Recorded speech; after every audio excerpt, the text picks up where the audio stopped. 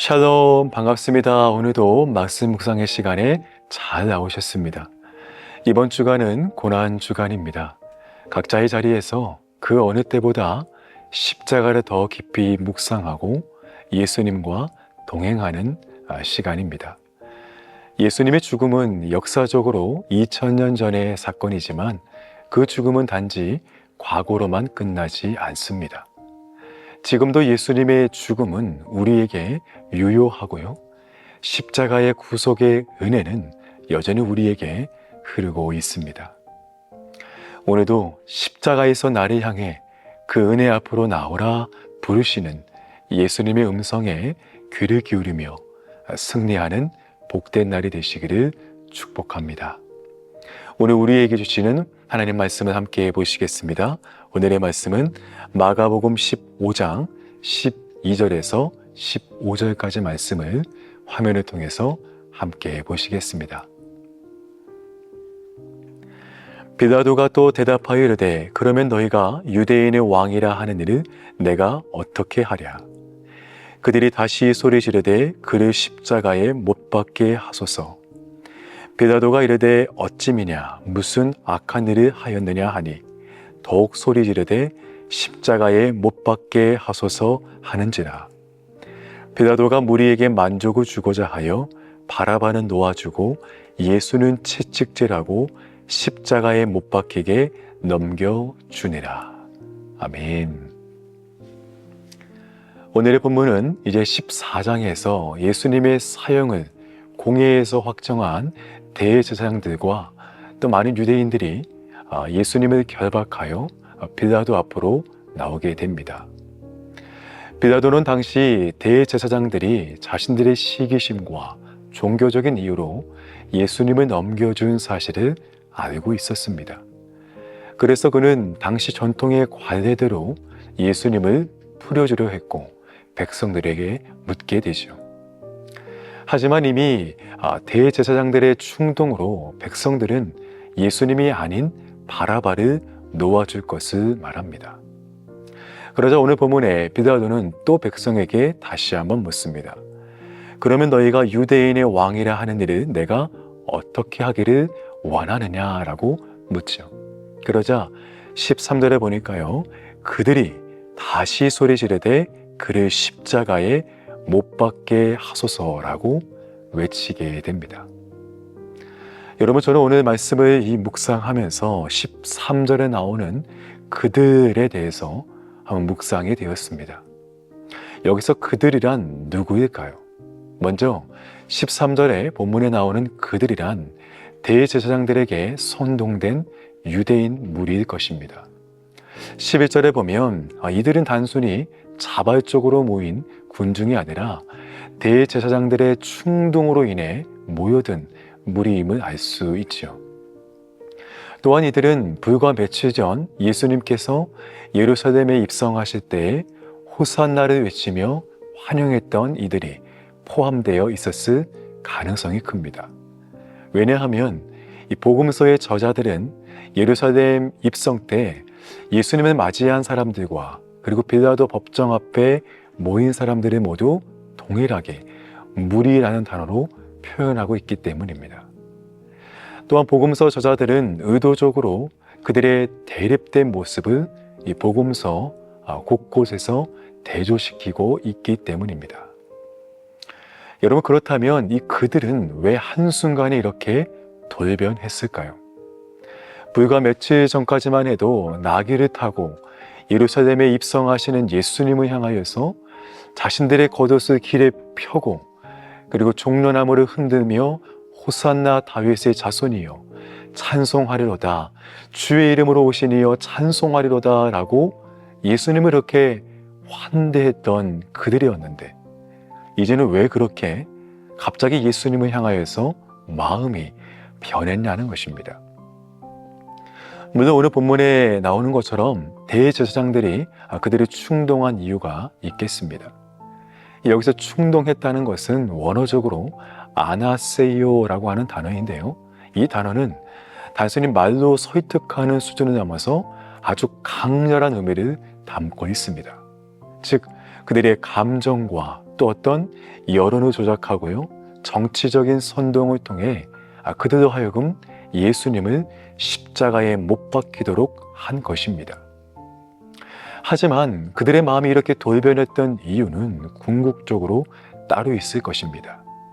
그것은 당시 무리가 호산나를 외친 것은 예수님이 로마의 압제에서 자신들을 구해낼 정치적인, 군사적인 왕이 될 것이라고 기대했는데, 그들의 기대가 철저하게 깨어진 것입니다. 그들의 기대와는 달리 불과 며칠 뒤에 예수님은 로마의 총독 앞에, 그리고 너무나 무력한 모습으로 결박된 채 그리고 서 계셨습니다. 그러한 모습을 보며 자신이 기대했던 어떤 강한 왕의 모습이 아닌 실패자처럼 보이는 예수님을 보며 무리의 환호는 순식간에 분노와 어떤 배신감으로 바뀌었다는 것입니다. 즉, 예수님을 향한 자신들의 기대가 어긋났을 때 그들은 무섭게 돌변하기 시작했다는 것입니다. 그런데 사랑하는 여러분, 혹시 오늘의 본문에 나오는 이러한 그들의 모습이 우리의 모습은 아닙니까? 우리 역시 예수님을 향한, 그리고 하나님을 향한 우리의 어떤 기대가 어긋나고 내 뜻이 이루어지지 않을 때 너무나 쉽게 그리고 빨리 예수님을, 하나님을 배신하는 어떤 우리의 모습은 없습니까? 여러분, 본문의 이 그들은 단순히 과거의 군중이 아닙니다. 그것은 바로 현재 나의 모습인 것입니다.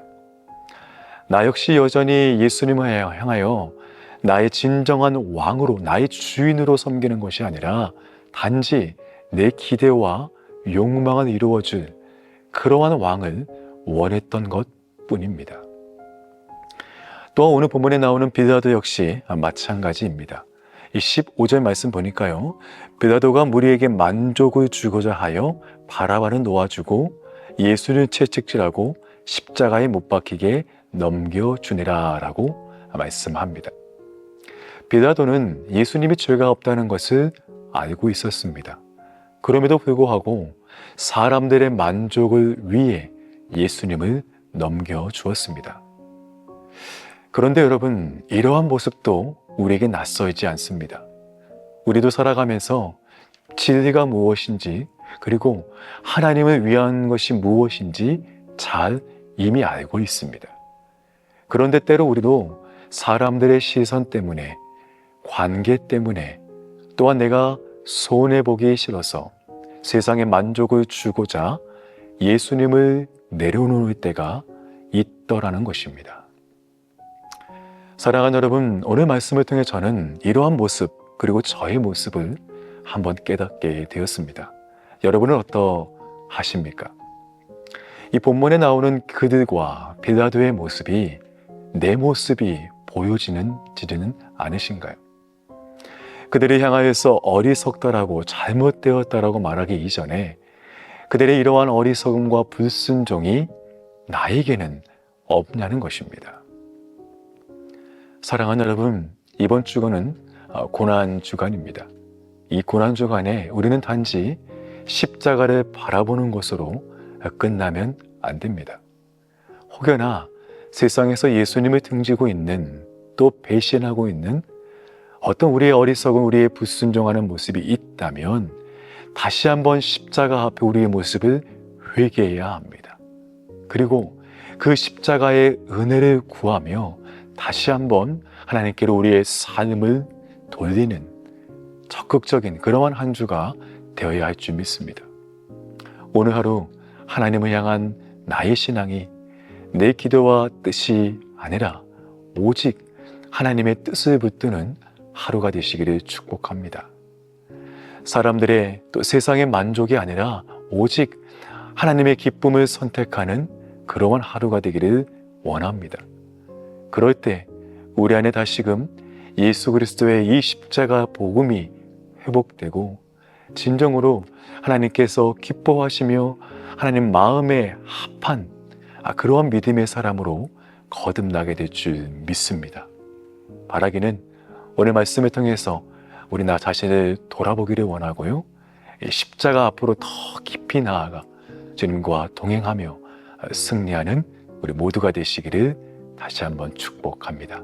이제 함께 기도하겠습니다. 사랑해 주님, 감사합니다. 오늘 말씀을 통하여서 다시 한번 우리의 모습을 깨닫게 하시니 감사합니다. 우리도 역시 예수님을 향하여, 하나님을 향하여서 우리의 기대가 어긋났다고 하여 하나님을 배신하고 하나님을 등져 있는 우리의 모습은 없었는지 다시 한번 회개하기를 원합니다. 무엇보다 우리가 세상의 어떠한 만족과 기대가 아닌 오직 하나님 한 분만을 구하며 그 십자가를 묵묵히 따라가는 저희들의 삶이 되게 하여 주시옵소서. 그러할 때 우리의 일평생 가운데 하나님이 주시는 그 은혜가 충만하게 하여 주시옵시고, 그 은혜로 말미암아 우리 인생과 또는 이 어두운 세상 가운데 주의 영광의 복음을 증거하는 그러한 복된 삶이 되게 하여 주시옵소서. 감사드리오며 예수님의 이름으로 기도하옵나이다. 아멘. 우리 계속해서 함께 기도하시겠습니다.